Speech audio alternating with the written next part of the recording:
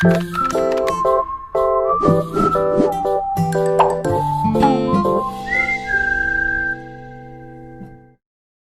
there, grade 4 students. I'm Mr. Oning and I will be your art teacher for this school year. For today's art activity, we will be doing this. For this activity, we will be needing this art materials. A pencil. Any pencil will do. Eraser, of course. A nice drawing paper. And if you have markers with you at home, you can also use markers for today's art activity. Let's start. We start by using light pencil lines. Using the light pencil lines, we are going to sketch the Sampaloc Lake. I will be adding a tree here. This tree is a tamarind tree or a Sampaloc tree.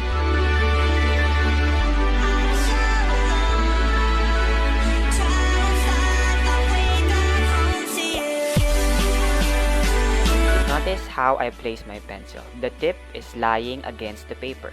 I am doing this so that when I draw the lines, it produces a nice, thick, heavy line. I'm so alone, trying to find my way back home to you. Now for the leaves of this tree, I will just use short strokes of lines. Now, if you remember in grade 3, we talked about value, and value is about the lightness and darkness of colors. It is also related with shading, and what you have learned about shading, you can apply it in this drawing.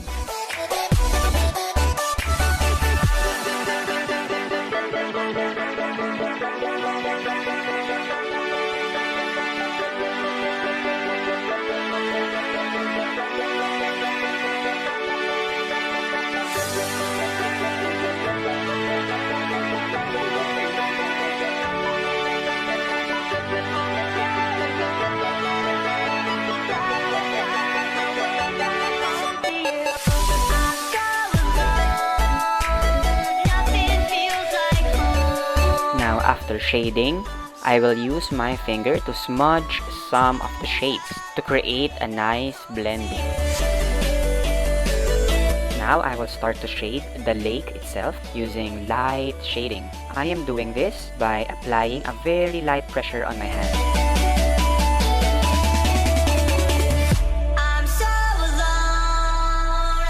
I will be putting a stump here just to add another detail in my drawing. I will be adding some waves as well because it's the lake. If you're going to add waves, make sure the waves are not too tall because remember, we are drawing a lake.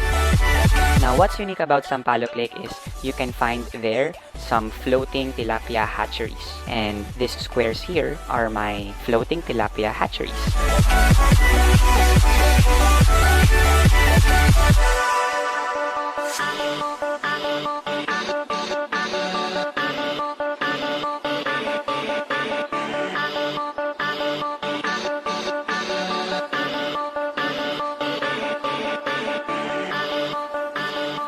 Now, I will be adding some trees. Now, maybe you're asking, Mr. Oning, if those are trees, why are they so small? It's because, remember, we talked about the element of art called space. The farther an object is, the smaller the drawing should be. So these trees are very far from us, okay? Very far from our view. That's why they appear to be small. And for the clouds, I will just do some light shading. And for Mount Banahaw, this mountain here, I will also put some shading.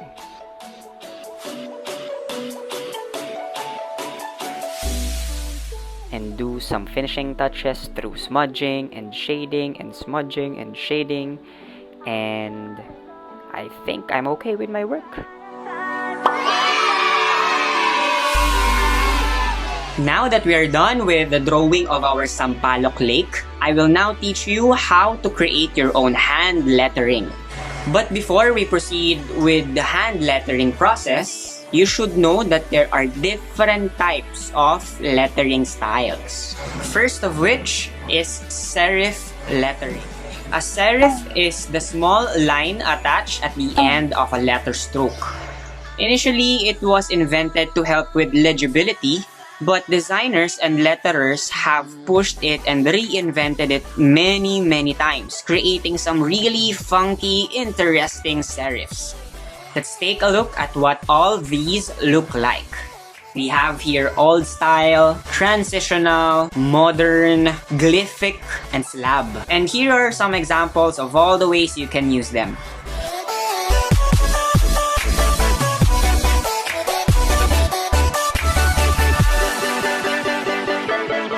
Next type of lettering is sans serif lettering.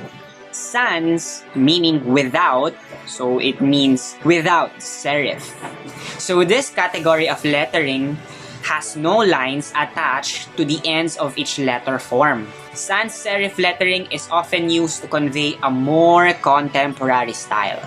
Even though these letter forms have more basic structure than serifs, there are still a number of creative ways to do this. You might think there's not much you can do with something so simple, but let me prove you wrong.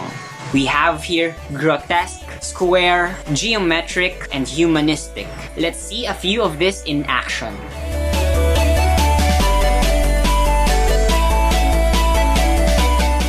And lastly, we have script and brush lettering. Script and brush lettering refers to letter forms that are connected to each other. This can be very formal looking and elegant, playful, or even super trashy. This style imitates calligraphy, but instead of drawing the letters with a single movement of the hand like you would in calligraphy, you draw the letters from many little pencil strokes to build that look. The most important rule to keep in mind is that a letter's upstroke is always thin and its downstroke is always thick. Up, thin, down, thick. Up, thin, down, thick. Let's take a look at the samples.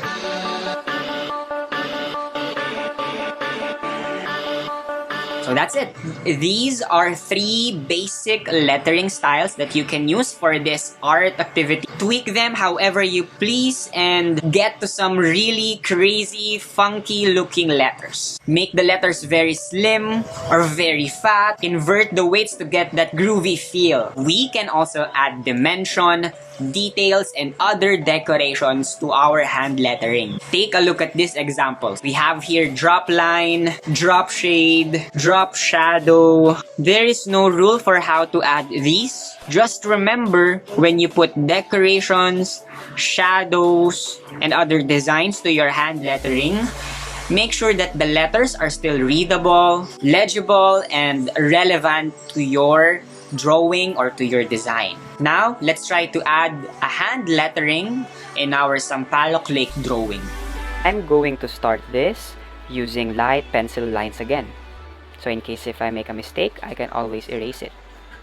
And when I think I'm okay with my lettering, I will trace it now with a marker. Know that I am allowing you to color your work. You can use crayons, you can use colored markers if you have. But for me, I want it to look like this. I'm done. So that's it. We're done with today's art activity. I hope you learned something.